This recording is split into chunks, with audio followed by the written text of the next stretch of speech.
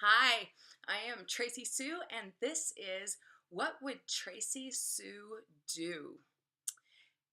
Where we ask better questions about things that matter. That's why I started doing this podcast, is because I am so tired of hearing arguments that were valid and relevant 40 years ago that are no longer valid and relevant. Okay, so today we're going to just head on confront abortion. It's a problem. But the major problem that I can see is that we're having a 1973 conversation in 2019. I can only imagine, because 1973 is the year that I was born. I can only imagine what it was like for people to be like, wait, what? We're gonna kill babies?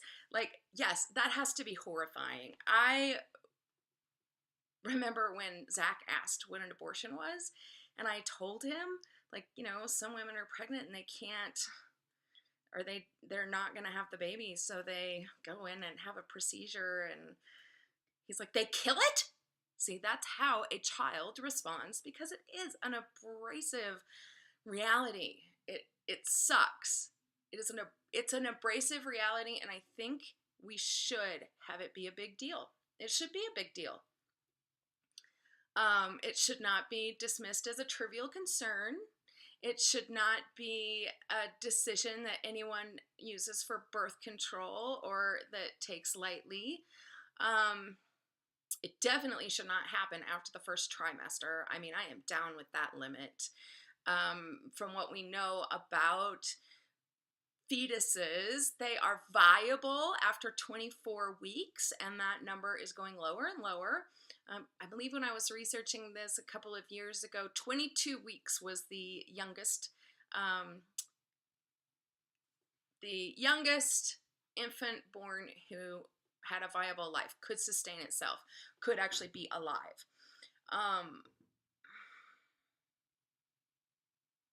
I don't think we should take abortion lightly. I really don't. I am totally on board with calling abortion wrong in a lot of circumstances. Circumstances for convenience in the face of irresponsibility. Like, morally, I have an issue with that. That sucks, right? Using it as birth control. No, I went to Lithuania when I was probably like 23. And when they told me they got abortions as birth control because they couldn't afford the birth control pill, like, my whole being was shook. I mean, I was shook. I grew up in a, really enclosed Mormon culture where there weren't even a lot of ideas out there.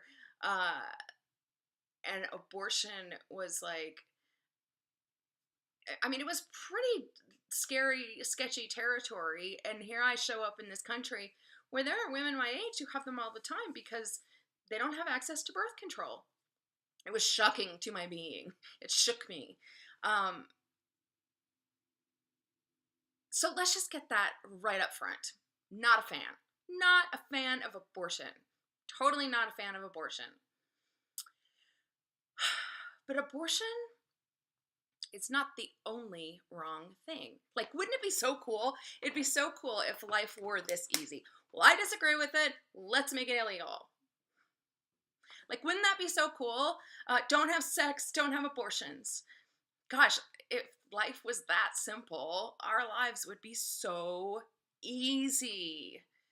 What a relief that would be, right? We could just have this really surface 1973 argument about what's right and what's wrong and declare ourselves the moral side without having to actually consider 2019 realities. Life as we know it in 2019 is different than 1973. We have far more information. Abortion has always existed, always. Yeah, back in the day, there were like herbal remedies and all sorts of nasty procedures in back rooms. As soon as like OBGYNs existed, or midwives often performed abortions when the pregnancy was early enough.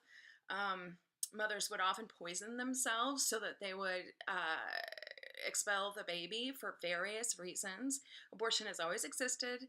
And my friend, I'm going to tell you right now, abortion is always going to exist. So demanding that Roe v. Wade gets overturned doesn't actually make abortion not real. It might make you feel like the moral superior, but it does not make abortion not real. Abortion is going to happen. We are alive. We are sexual beings. We have pregnancies. We have a limited ability to control the universe. And shit happens, right? Life happens. Our lives are so complicated and things are moving so quickly. It feels like you're in a race car all the time with how fast things are changing. I get it. I feel it. But we cannot make choices in 2019 based on information we had in 1973. And this is the number one thing I am seeing in politics and culture everywhere. This is the thing that's driving me crazy about our political discussions now. We're having 45-year-old conversations about 2019 issues. We're going back to 1776, when America was first discovered and, becoming a nation, brand new baby nation, about 2019 realities. That does not make sense. The Founding Fathers never expected us or wanted us to stay in one place. It expected us to evolve and grow based on the times that we lived in and what makes sense then. So to that end, I am pro-sane abortion as a medical procedure that is, well, for one thing, it's none of your business for the first little bit, right? It's just not. It's not your business what a woman decides to do. It's not your business what the personal circumstances on her life are, and it would be so fucking easy to say, well, she should just divorce her husband because he wants her to have an abortion. Okay, that's not how it works, people. I know people who have stayed in that marriage where he wanted it and she had violated it, and yeah, she's paid for that for 25 years. Okay, your marriage isn't simple. Your parents' marriage isn't simple. Your neighbor's marriage isn't simple. Relationships are complicated. Women's bodies are complicated. Women's economic realities in this world are complicated. So can we please take this discussion to a 2019, we have more information and technology and science. Let's deal with our issue that we have today, not this vague moral ambiguity that you're clinging to with Roe v. Wade. Because I'm here to tell you, man, Roe v. Wade is not the problem or the solution.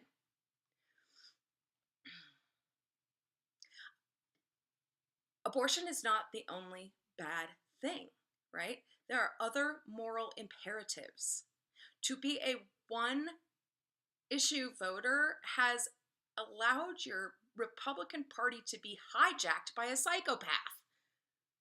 If you look at that platform without abortion, are you going to vote the same way?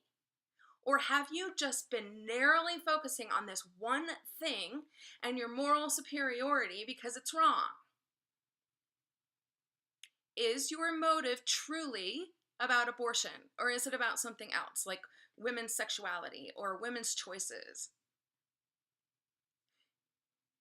Is it slut shaming, sex shaming, insisting on this, Judeo-Christian virginity obsession, right? Does it have anything to do with the baby?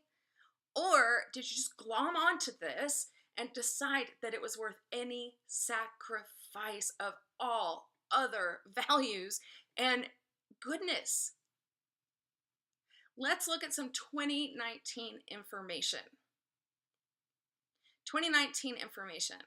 Abortion is the lowest it's ever been in the United States. We are at our lowest abortion rate we've ever been in the United States. And we know why it's that low. It is that low due to family planning and appropriate sex education. Okay? We went from abstinence only, super high abortion rate, no family planning resources available, super high abortion rate to real education about sex and family planning services being provided, and well, this is what happened to the abortion rate. So we actually know, we know that the truth prevents mistakes. We know that teaching people about their own biological facts of their bodies prevents bad choices in a lot of circumstances. We know this. What else do we know? We know that the majority of abortions are not had by teenagers who are stupid, because they're so stupid that child will go have that baby. They are had by women who are in monogamous relationships, who already have children and are aware of their own capacity to care for or to not care for that child. Because an abortion is kind of a serious deal, right? You have to go to a lot of effort to get it. So people are not getting an abortion like, just having an abortion. No. Like, it takes planning, it takes thought, it takes care.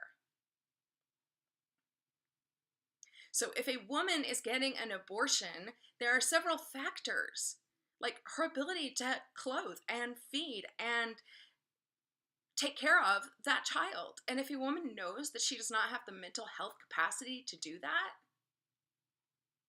do we want her having a child? Is that a good idea? We know that family planning resources, easily accessible, free, family planning services are key to reducing the abortion rate. We know that because it's a fact, right? If you give people access to condoms, birth control, tubal ligations, vasectomies, things that control the birth, things that control the pregnancy. Like, the best way to prevent abortion is to prevent a pregnancy. That's what I'm saying. And we know how that happens. We prevent pregnancy by doing family planning. And family planning is another way of saying we use birth control unless we are intending to get pregnant. It includes condoms, it includes hormones, it includes surgeries. These cost money, okay? These cost money. Like I said, in Lithuania, the women were getting them as a form of birth control because they couldn't afford birth control. They couldn't afford it. So a random abortion here and there as an expense was better in their minds than shelling out month after month after month. Now let's talk about that sacrifice, okay? Like, taking hormones for your entire life is, for one thing, it's really untested, right? My generation is maybe the first generation who's ever done it. Maybe my mother's generation, I don't know that they did it for as long as we have done it. It's a total experiment. It's a total experiment, birth control is, and it has a lot of side effects. So dudes, don't think that this is not an issue, right? We have to take responsibility for this because we're getting stuck with the results if you don't wear a condom. Like, I can't even tell you how many men try to not wear a condom. Okay, back to our issues. We know that adequate health care actually reduces the number of abortions. Access to these family planning services reduce abortions, but also access to prenatal care, going to the doctor while you're pregnant, having well-visit checkups, that also prevents abortions. Having access to health care after the baby is born, that also prevents abortions. Because what we know is that women who have abortions feel they cannot provide for the child, right? Women have a maternal instinct. If most of the women who are getting abortions have children, they have a maternal instinct. They know what it's going to take. And if they feel they cannot provide food, housing, education, safety, shelter, if a woman knows that she cannot provide those things, she is more likely to get an abortion. We know that. That's information that we have now that maybe we didn't have in 1973. We have more birth control choices now than we had in 1973. We have the ability to actually make conscious choices, but guess what, planet Earth? God, life is unpredictable. Maybe you've known this in your life. I don't know, maybe there's been something that's happened in your life that you just had to surrender to because you realize, I'm not in control of this. There's nothing I can do. This happened. I can't unhappen it. I'm not in control of it. I didn't make a conscious choice, but here I am dealing with it. Okay? That shit happens. So, as much as we know that access to family planning, access to healthcare, access to resources like daycare, good Lord, do you know how expensive daycare is? Daycare alone is prohibitive of having a child. Daycare. If a woman works a minimum wage job, she will lose money. Screw that, not even a minimum wage job. Like, if a woman makes a modest professional income, she will lose money if she has a child. She knows that she won't have family leave. She has other children to feed and clothe. She knows that she can't just take 3 months off her crap job or her job, just a job. It doesn't have to be a crap job. Let me take that stereotype completely out of this equation. Okay, completely out of this equation. Because I know lawyers, I know medical professionals, I know computer engineers and scientist mothers who looked at the math and said, I can't afford to have a job because I can't afford daycare. I can't afford daycare, so how am I going to go work? I can't afford daycare, so how am I going to go work? But if I don't go work, I can't provide for my kids that already exist. So if I've got a pack of kids, 2, 3 kids, and I know if I take time off work, we're going down. The ship is going down. There's already too many holes in it. Any unexpected thing is a problem. And now what? What, I'm going to choose to have a baby, knowing that I'm putting all of my other family, all of my other children at risk? Like, shit starts to get complicated. But we have more information than we did in 1973. And that means we need to change the conversation. It needs to be a 2019 conversation.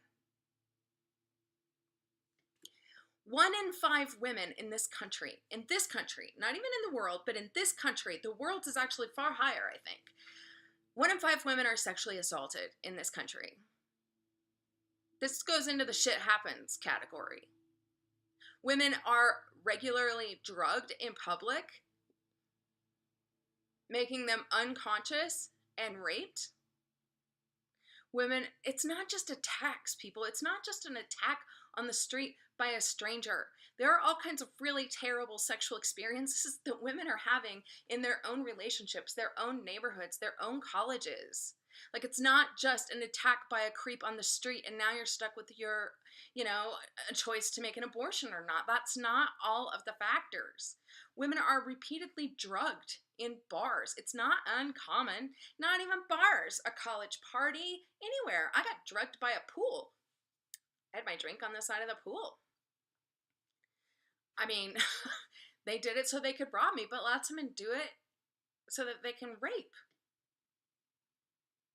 There's coercion, pressure from a spouse. I know one woman, her boyfriend wanted her to get pregnant, so he took the condom off without telling her.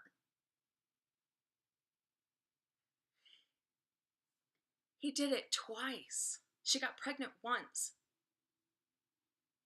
Knew she could not do it. He did it again. Okay, that's non-consent, right? There's not just rape, but there's non-consent. These are not choices that women are making for themselves. To be so harsh and so cruel and judgmental and critical about women's choices considering what women face today, including a 1 in 5 statistic of sexual assault, to be so mean, so harsh, so critical, so vicious, so punitive to women means this is not an issue about love for you if you're voting against it. Because none of those things are loving. Men, where's their consequences? Like, are we sending deadbeat dads to jail? No. Are we doing paternity tests and going and find these dudes who, get a girl pregnant? No. Are we creating a culture that shames men for sexual assault or abuse or harassment? No. Are we creating a culture where respect for women's bodies is important to us? No. Do we have a culture where a woman is a bad mom if she goes to work, but she's a loser if she doesn't go to work to take care of these kids that you're insisting she have?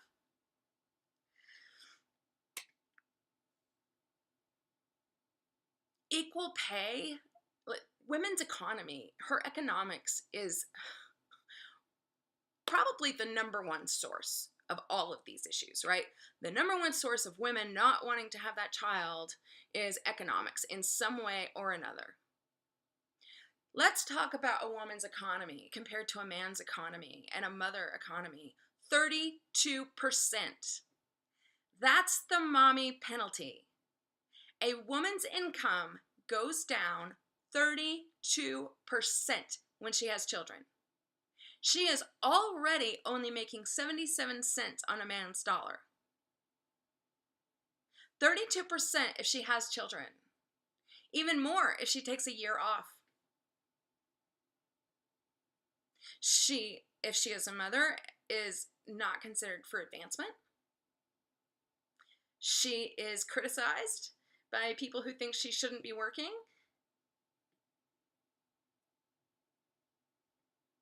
Healthcare is hard for her to get.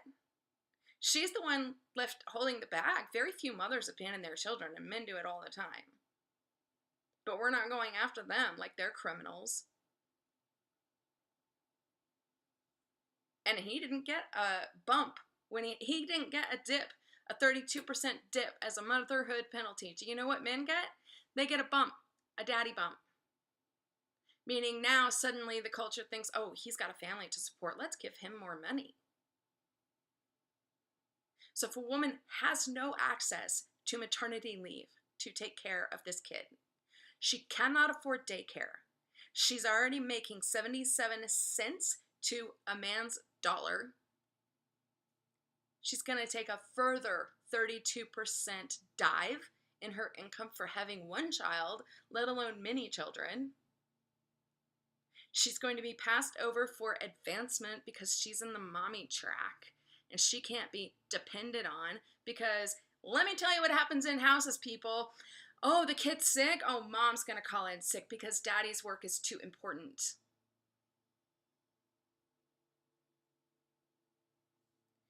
Now she can't afford to feed the kid. She can't afford to get in a neighborhood where the kid gets good education. She can't afford health care for herself or her children. She can't afford to take time off to even have this baby. Plus, she doesn't have insurance. She doesn't have insurance, so she can't actually take care of herself during pregnancy. If we do not address the issue of women's economics in our culture, in our country, in our political and social systems, you are increasing the abortion rate dramatically just by not doing that. By not addressing the economic situation of women in this country and the amount of burden they are carrying for the family,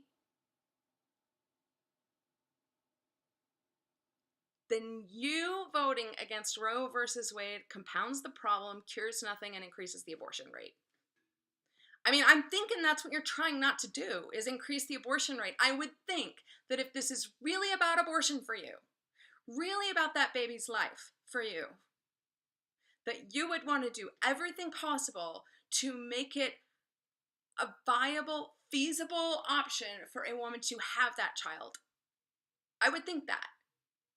But the Republican Party opposes all of the measures that actually reduce abortion. They oppose sex education, family planning, healthcare, welfare, equal pay. They oppose all of it. So because you vote against Roe versus Wade, right? Because you vote because that's your one issue, that makes it okay that you're going to increase the abortion rate in practice? Okay, there's a difference between an ideology and in practice what is happening. And one hopes that you can look at what is in practice and choose a lesser of two evils or make that trade-off, because it's a trade-off, honey. Sex is a biological fact. We've been having it since Adam and Eve, and we're going to keep on having it. You can't control other people's sexuality. I don't know if you've noticed or not. It's out of your control. You can't just say don't have sex. It doesn't solve the problem. It creates the problem. We have to look at that and say, wait, what is the more pragmatic and sustainable choice? Can we, in practice, reduce the number of abortions by increasing the ability for women to have children and make a responsible choice to do that? Like, it's not a responsible choice to have a child you cannot afford. And if you find yourself pregnant, and let me tell you, people, there really are medical issues that are devastating for parents, and they have to have an abortion, and they don't want to. And I know people who have been in positions where they have been devastated by having that choice, by having to make that choice.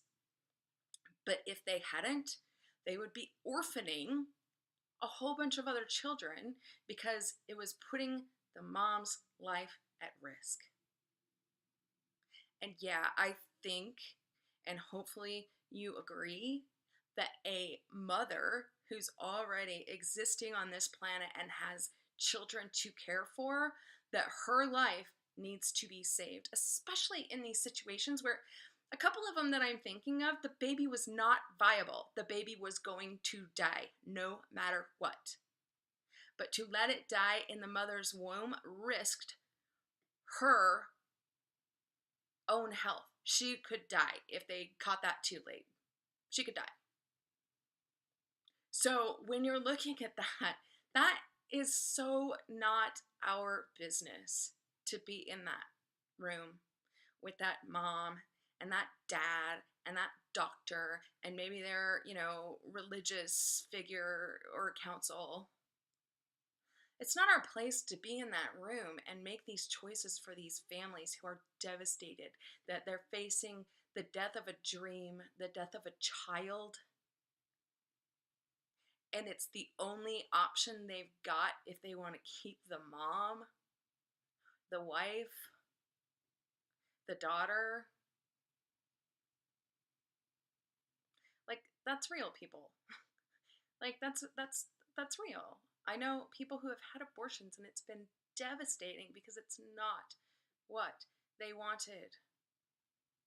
A mom who's extremely sick. She's sick, she has a chronic illness, she's deteriorating, she discovers she's accidentally pregnant by no fault of her own, no irresponsible behavior on her own. She finds herself in this situation. One of those situations in life where you're like, fuck.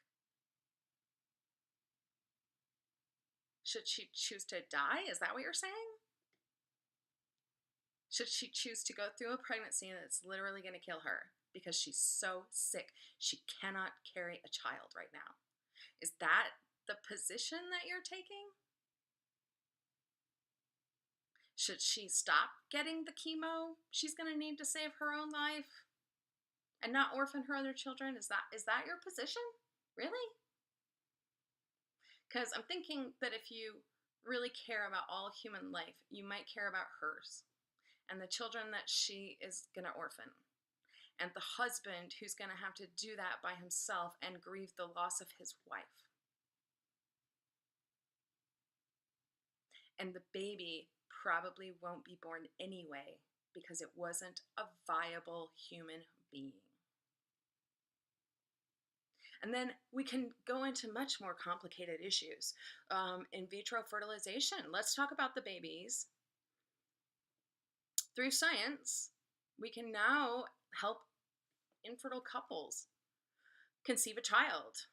You know, the little petri dish baby, he comes over here, they harvest eggs over here, they put them in a petri dish. Well, they don't insert them all at once because guess what happens when you insert them all at once? You get octomom.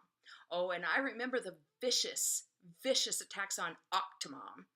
What she did was she believed that abortion was wrong, and to not have all of those eggs implanted into her body would be abortion. Ugh. Was she getting compassion from some Christians who are, you know, pro-life? No, she was not. No, she is not. She was judged so incredibly harshly, which women are judged so incredibly harshly. So harshly. And we're stuck with the responsibility.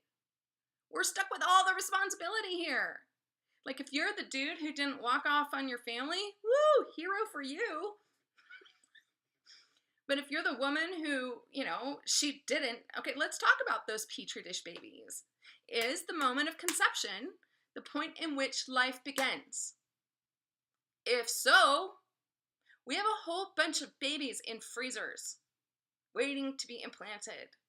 And then if they stop paying the bill for the freezer space because they're not going to use all of the eggs, like typically it's so cost exorbitant. It's so expensive and so hard on the mother to have all of these hormones injected into her body that when they harvest eggs, they harvest a lot more eggs than someone wants children for, right? Because it's expensive, it's hard, it's terrible on a woman's body to go through all of the shots and the medication that she has to take to get the eggs ready to harvest. She puts those in a petri dish. Or the doctor puts them in a petri dish. He combines the sperm. They make a whole bunch of embryos to increase the odds of a viable pregnancy that results in a live birth. They take a whole bunch of eggs, create embryos with the sperm and the egg, and then they insert some, you know, maybe 3, 2, in the hopes of getting a live birth, but now they've got these extra embryos, and they put them in the freezer, sort of like a pause on this human life, I guess you're calling it. Human life. Pause. A very cold pause in a freezer, in a petri dish. That's life to you? That's a life more important than the mother's? Really? Okay, well, let's say that it is. Now you have some choices. Does the life stay in the freezer? For how long? 100 years? 200 years? Like, how long does the life stay in the freezer? And if it doesn't, what are we going to do with that? Are we going to incinerate it like we do human waste? Like human beings or, you know, medical procedure stuff? Are we going to toss it in the trash? We're going to force mothers to have them implanted, whether she wants to or not? Or are we just going to say, well, you made the embryos, you're carrying them, and then shooting them all back in there and seeing what happens from that medical experiment, octomom? Because that's what she did. She said, this would be an abortion. I don't believe in abortion. I'm going to have them all implanted. And she had 8 babies. 8.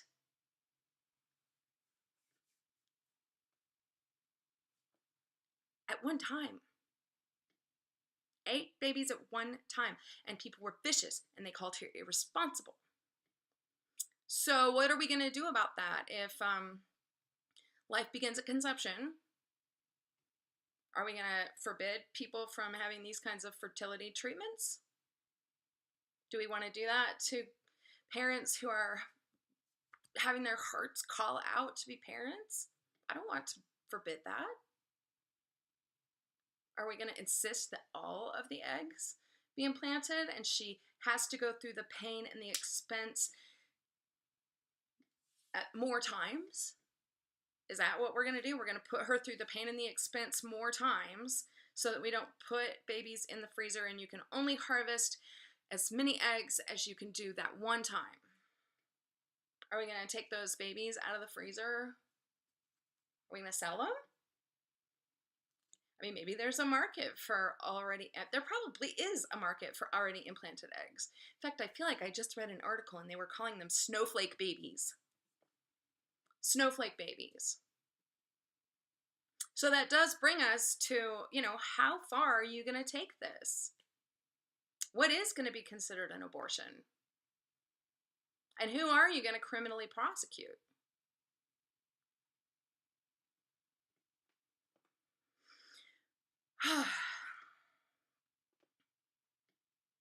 So we've talked about some of the side effects, all right? Roe versus Wade side effects. If we get rid of those without any support, we will have more crime. If you read this fun little article in Freakonomics, it illustrates how when abortion became legal, as that generation of children went into being teenagers and young adults, crime drastically reduced because the women who knew they were going to be unfit mothers had the abortions and didn't raise delinquents because she didn't have the resources, and she understood she didn't have the resources. She did not raise delinquents. Other women will die. That's going to happen. If we get rid of Roe versus Wade and we criminalize abortion, women are going to die.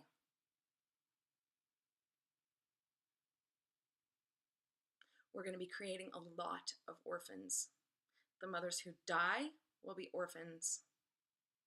The mothers who go to jail or prison, their other children will end up in the system in foster homes, which may damage them psychologically, emotionally, sexually, physically for the rest of their lives because their mom had an abortion. And that's going to be a big percentage of these. They're already mothers. We know that from the statistics about who gets abortions. We're going to have a lot of orphaned children. We're going to have a lot of children in the system, in the foster care system, because we've jailed their mothers. Does this make sense to you? I'm not seeing the logic here. I'm not seeing the higher good here. Abortion's not the only wrong thing. If it were, our lives would be so simple. But this is not a simple issue. This is not a simple issue. You cannot just fix this by saying, oh, Roe versus Wade is illegal. That's that. There will be a lot more orphans who are really, really, really sick. Some terminated pregnancies, a significant number of terminated pregnancies would have resulted in a human being, yes, but a very high need human being who may not live a very awesome life and will definitely need more human services. We will have orphanages again. They will be full of high need babies. Currently, high need babies stand in line for the rest of their lives for a forever family.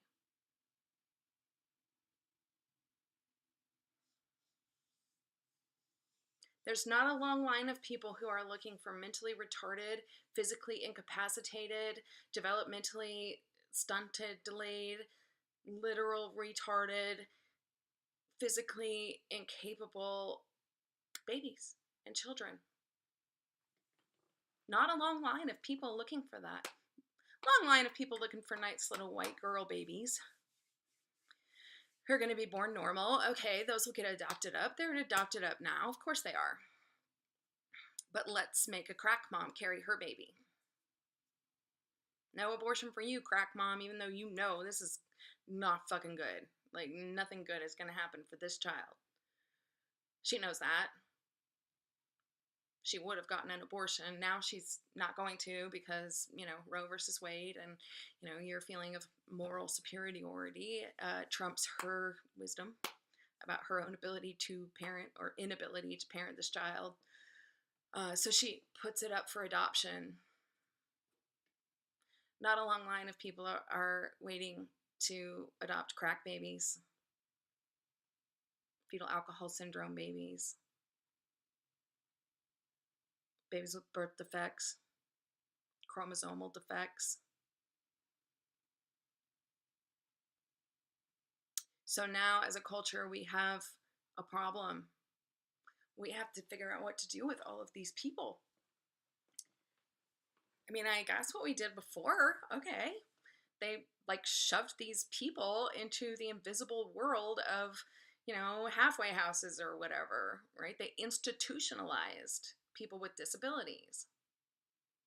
That was what commonly happened with children who had disabilities that the parents could not care for. If humans are not given appropriate love and touch, that's what we're seeing with children who are coming from Russia. Parents had them, can't feed them, can't support them, can't take care of them. They go to these overcrowded orphanages and no one touches them. No one talks to them. No one holds them. And they become real messed up human beings, man.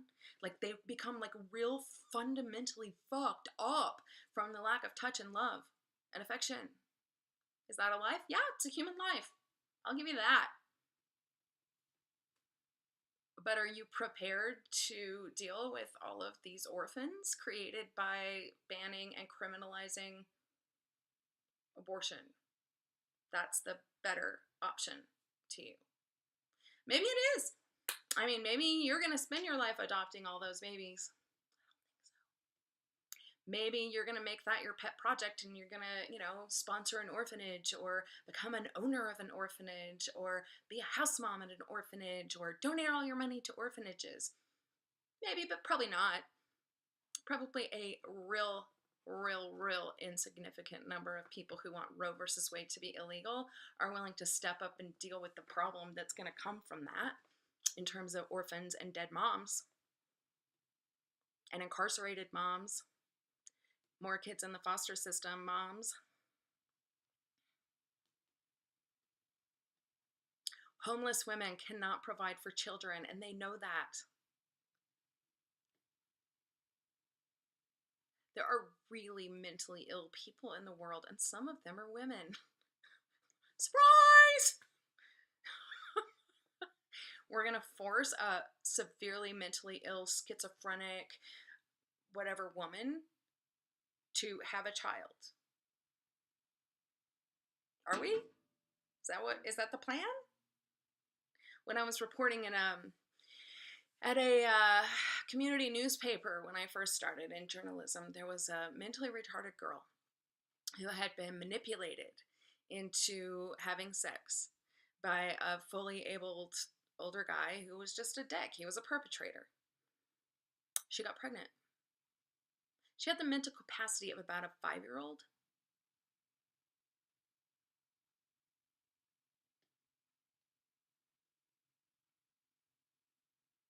Now what do we do with that? Make her have the baby? Okay, she has the baby. Now what?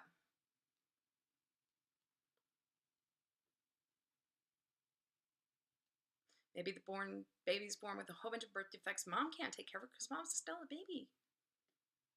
What is your plan here? What is the plan? That's the part I'm not hearing the conversation about.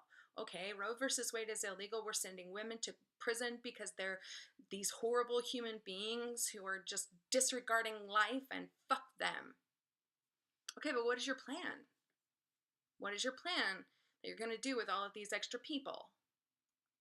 What is your plan that you're going to do with all of these orphans? What is your plan when you orphan other women when they are sent to prison or die from illegal abortions? What is your plan?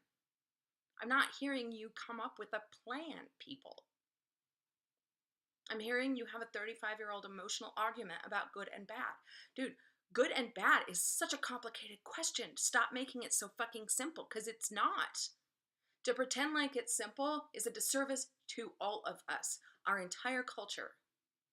It is not simple. To insist that this other thing is terrible also puts you responsible for the outcome and the consequences caused by the outcome. And they're not good either. Do they trump Roe versus Wade? I don't think so. Like, my moral ethical code says no. Moms dying on the street? No. Sending moms to prison? No. Like, none of these things are causing me to feel good. Are they causing you to feel good?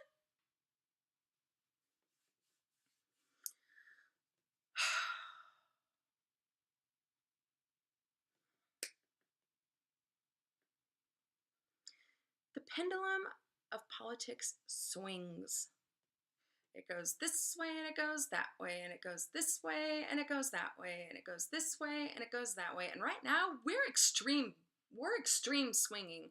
We're not like do down the middle. No, we're going up and down and up and down and up and down and up and down, and we're being fed garbage by our news media outlets. Politics swing. So, okay, today, this week, Atlanta, Alabama, whatever, Georgia. Wasn't Georgia, was it? No. Okay. Nonetheless. Okay, you got your way this week. All right. I bet you feel super vindicated. Yeah, we're winning. Well, guess what? Elections happen every 4 years. And you're not going to be always winning. Like, both parties, I'm always just like, what are you talking about? Like, you have 4 years. Do you know how fast 4 years goes? 4 years goes real fast. That's why I'm always amused when a president will make this big sweeping change, and he'll be like, it'll take 10 years. Here's my 10-year plan. Oh, okay. It only takes 8 years for you to be out of office permanently, but we should, what, plan on this being the same for an extra 2 years? No. It's not going to happen, because the political pendulum swings. Okay, so maybe you're feeling so vindicated because Roe v. Wade, and it looks like you've got a shot, and blah blah blah. Well, the pendulum swings the other way next. That's how it works. This world already has countries who require women to have abortions. They require it. China, like, there's a limit on how many children you can have. There's incentives, tax, political incentives to not have children.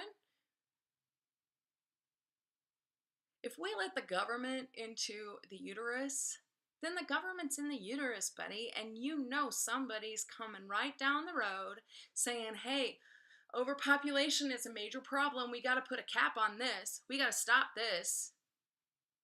And now we've already opened the door. I guess the uterus is public domain.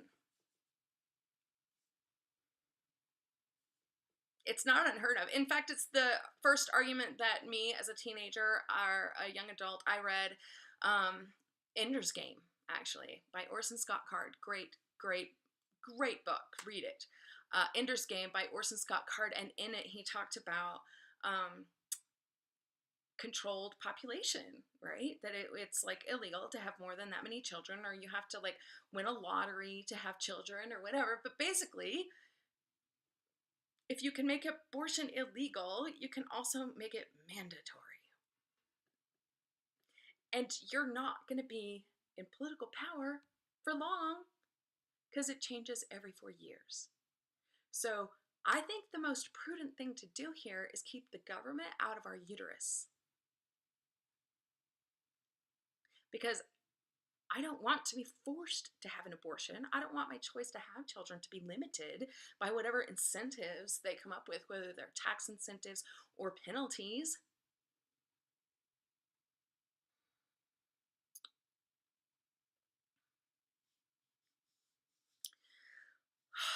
Okay, those are some things to think about, and I'm seeing that I'm at 50 minutes now. So I am going to make this a two-part. This was changing the conversation from a 1973 conversation to a 2019 conversation. I'm going to give some, nope, I'm going to go for it. We're in this now. We're in it. Gonna go for it. We're gonna take another 15 minutes. I'm gonna be quick. We're gonna go through the ways that you can vote that actually reduce abortion. Okay? Vote for family planning.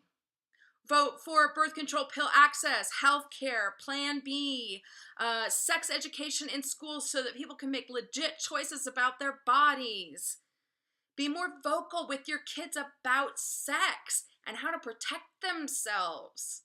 Like, family planning is biological information.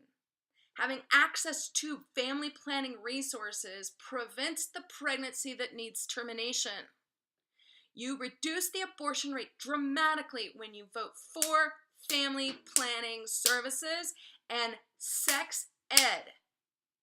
Kids don't have sex when they know what the actual deal is. And if they do, they protect themselves. I mean, come on, people. That's information that we have now. We can't pretend we don't have it just because you have a problem with people having sex. Like, it's out of your control. People are going to have sex. It's a biological need, a function to keep doing over and over and over. Okay, number 2. Vote for the resources that make it feasible for a mother to have the baby. How about some family leave? Proper health care for prenatal, delivery, and postnatal, and family planning, right? Like, a woman's life is very complicated medically, hormonally, very complicated. This shit costs money. Shit costs money, and all of this financial burden is being dumped on the mom, and the men are aware. So that's number 4. Create an environment where a dude does not get along in this world if he abandons a woman with a child. If you're throwing women in jail for having abortions, I want a DNA test, and I want the dude to be found and thrown in jail too. Stop this. You're putting all of the responsibility on women, and you're not providing the resources she needs to have the baby. If you want her to have the baby, you need to step up and vote for the resources that she needs to enable that to happen. Family planning, health care, daycare. Oh my God. So that she can even go to work and provide for this kid. She can't even afford for somebody to watch the kid. Like, how unrealistic are we going to be about this? Child support, holding men accountable, equal pay, family leave, housing sources, food resources. Like, we know that the fact that a woman cannot afford to support a child is the number 1 reason she chooses to have an abortion. So why don't you, if you really care about abortion, if you really care about that baby, make it so that she can make the choice to keep the children. Women are maternal. We want to have the baby. We don't want to ruin our other children's lives while we do it. We don't want to die. I mean, orphan other children. But if you're going to vote against all of those things and call it welfare, then you've just created the situation in which a woman finds herself that leads her to want to make the choice to have an abortion. Right? So that dirt's on your hands, man. That dirt is on your hands. You are responsible for that abortion if you're not going to create an environment where she can actually feasibly have the baby. That's on you. Abortion's not the only bad thing. We have to start protecting women's bodies.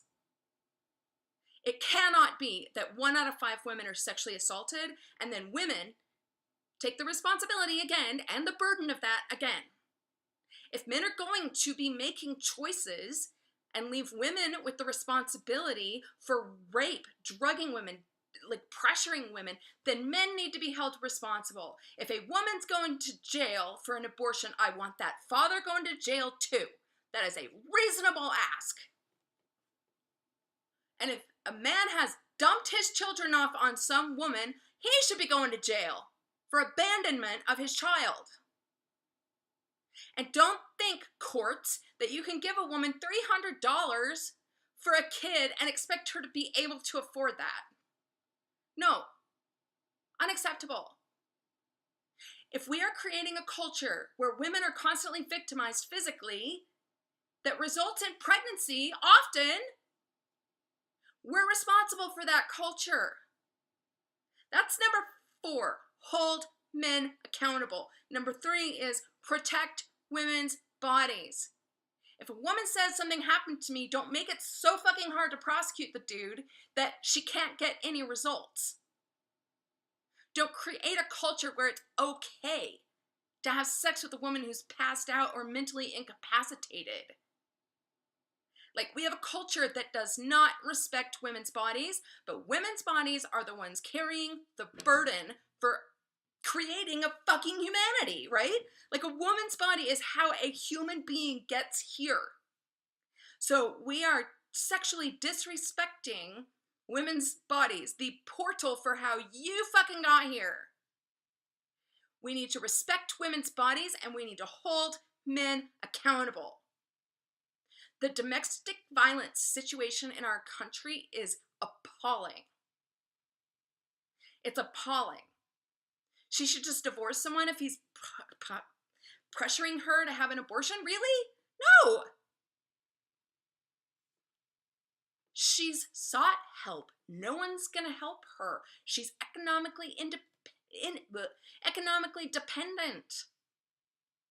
The courts are not gonna help her. The culture's not gonna help her. She has other children.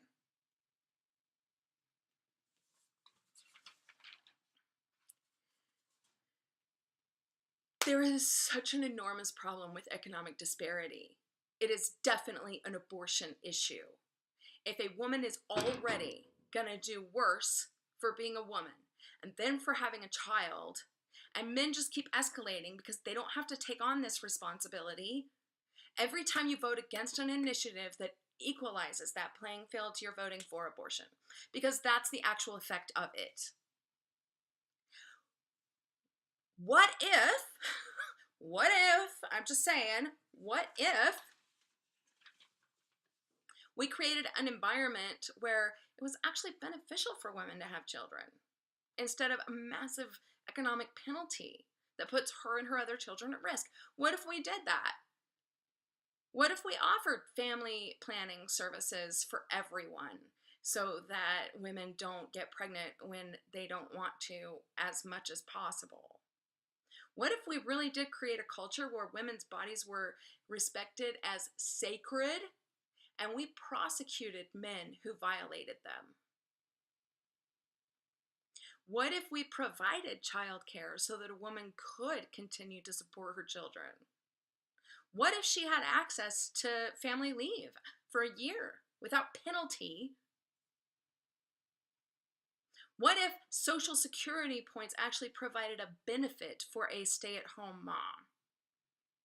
Not just from her husband's benefits, but what if it actually supported the woman, the mom? What if assets were equally divided compared to who's doing the default parenting in divorce? What if men really weren't allowed to just skip out on the responsibility of paying for their children? What if with Social Security you earn family points and not just work points? These things are totally possible, and they're not even untested. They're totally tested in other countries, and they work. They have lower abortion rates. They have lower unplanned pregnancy rates. They have happier, they have a happier human population, man. Women and men and children. This is happening all over the world, and we in America are acting like it's not. That's what I mean. We're having like a 1932 conversation in 2019. A 1776 conversation in 2019. A 45-year-old surface argument in 2019. What if the workday and the school day aligned? What if one parent didn't have to get off work 2 hours before the workday ended so that they can take care of the kids? Like, what if we were like, oh, parents have jobs and they're the ones who have to take care of the children, so we should make those schedules match? What if that?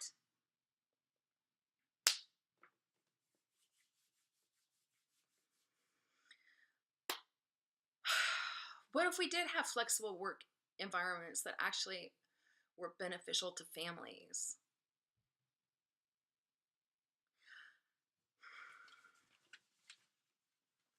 Here's the thing.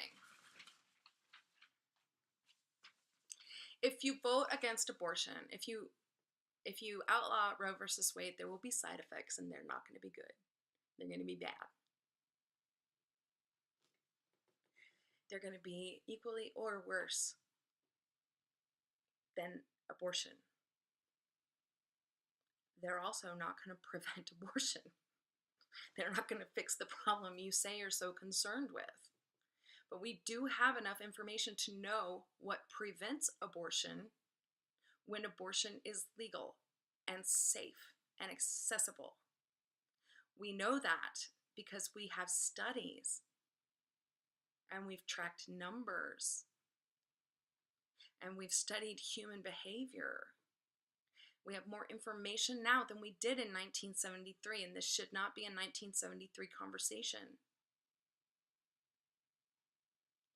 If you are against Roe versus Wade because you think abortion is wrong, more power to you, man. I'm not going to say it's right. I'm not a fan. Definitely there should be limits, like second trimester and third trimester abortions. Fuck that. No. For me, the reasonable line is if a baby is viable, then it's a life. And if it cannot live outside the mother's womb, the mother's life has to take precedence. And there are some really complicated, really devastating choices. And don't pretend that there aren't, because that lacks humanity. And it lacks compassion, and it's not accurate. What is accurate is these are very complicated, not simple issues. And to reduce them to a slogan, pro-life, pro-choice, it does not lend the gravity this actually needs. You will be responsible for the deaths that occur of the mothers and many of the babies. You will be responsible for orphans, kids entering the foster care system because their moms got thrown in jail, an entire population of women who are now coming back into the workforce as convicts. Oh, talk about fucked economically. Global warming. He'll be responsible for global warming and increased crime because more people equals more climate change because more resources are being consumed. An increase in crime because mothers who knew they're not supposed to be mothers and bringing kids into the world will come and be crappy mothers. And, crappy family situations lead to more crime in adolescents and young adults, so it'll be more crime.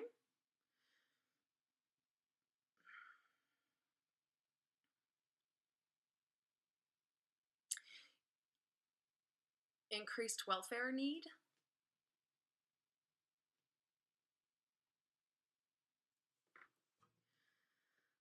If you are going to vote in alignment to what you say is your value of life, of all life, if you're going to vote in alignment with that, you're going to look at the information we have and you're going to say, you know what? We do have enough information to reduce this number dramatically. And I'm going to vote in favor of making sure a woman can make this choice and still be responsible. And I'm going to respect her body and enforce that with law. If you're going to do everything opposite of what prevents abortion and vote for Roe versus Wade, this is not about life, and it's not about abortion. This is about women and how you feel about women and how you feel about women having sex. It's the whore Madonna syndrome. It's just ridiculous. Women have sex. Ha! That's how you got here.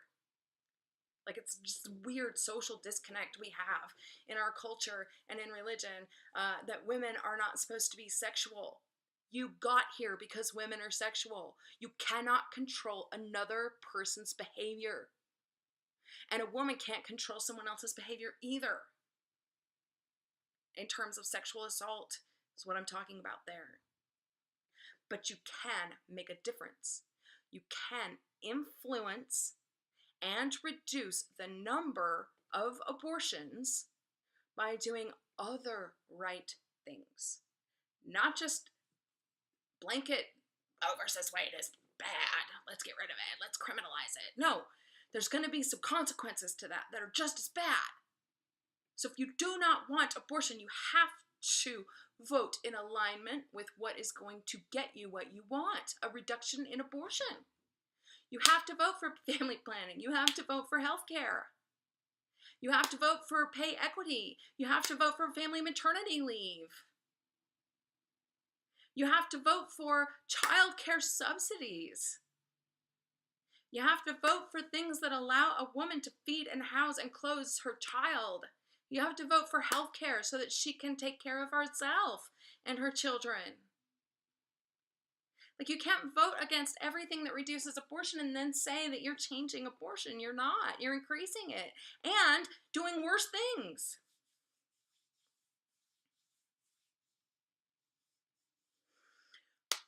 My challenge to Republicans is to look at the platform. Remove that one issue off the table and then look what's left. And is that what you love? Is that who you are? Is that what you're about? Because your party has been hijacked. And this issue has been used to manipulate you to agree to things that are against your value system. They're a breach of your integrity. And they're getting away with it because they're manipulating your passion about this issue. They're keeping it a 1973 conversation because they benefit from it. You're being gullible. You're being manipulated. Your party has been hijacked by bad people. They're bad people. They're not good at being human. They're not good people. And I know you. You're kind. You're generous. You're loving. You're just hung up on the wrong thing right now. Take that one issue off the table and look at what your party is doing to increase the abortion rate. That's my challenge to you. Like, listen to what they're saying without that issue. Like, open your eyes in 2019 to a 2019 conversation about political parties. Like, there's no moral good, no moral ground here. Like, no, there isn't. Like, I know you don't stand for that stuff because I know you. I'm related to you. I've lived with you. I know you're not this big of a dick. Like, I know you're not. But your party has been hijacked and you have been manipulated. And if you remove that from the table and look at that again and maybe think about things in a 2019 reality with our current information, rethink this point. Rethink this issue in a way that works for us today, now. And to liberal feminists, this should not be a decision that's used for birth control. It shouldn't. That's irresponsible. Be responsible. It should not be taken lightly. It should not. Second trimester abortions are disgusting. They are. 16 weeks is enough time for you to get your shit together. Go to the doctor, make some arrangements, take care of some things. All right, that's 4 periods you missed. 16 weeks is enough. A third trimester, that's not even an abortion, a third trimester. That is not an abortion. That is a murder of a child, frankly, because that child is viable outside the womb.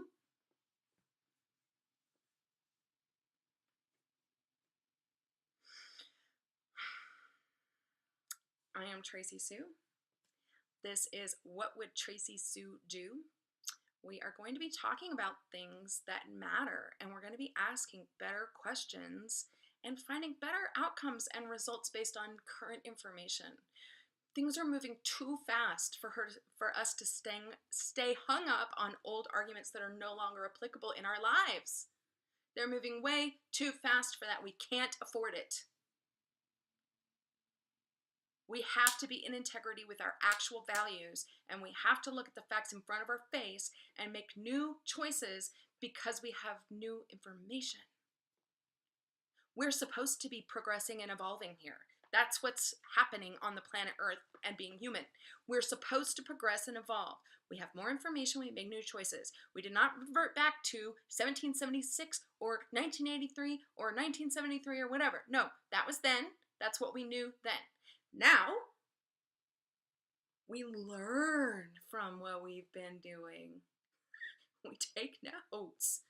We make changes based on that benefit everyone.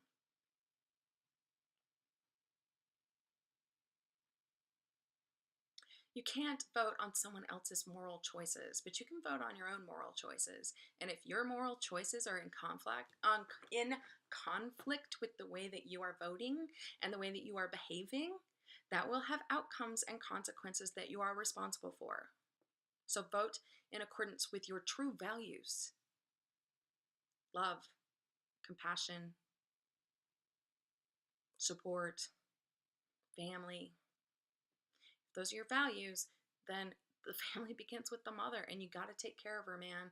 You can't keep treating her like this. You got to take care of her.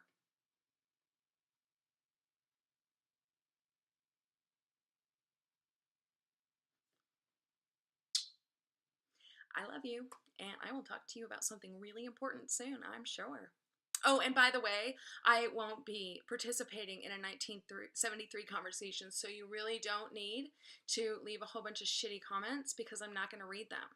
I'm interested in a different conversation. I'm interested in an actual, thoughtful, productive conversation. I'm not interested in your Fox News bullshit or your blah, blah, blah. No, I've heard it. Everybody's heard it. No one cares. It's not happening anymore. And it's definitely not happening on my forum.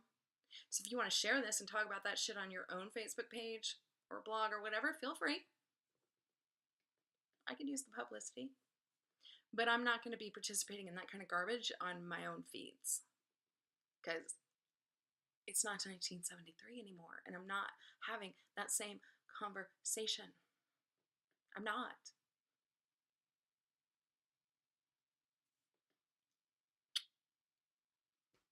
Peace and light and love.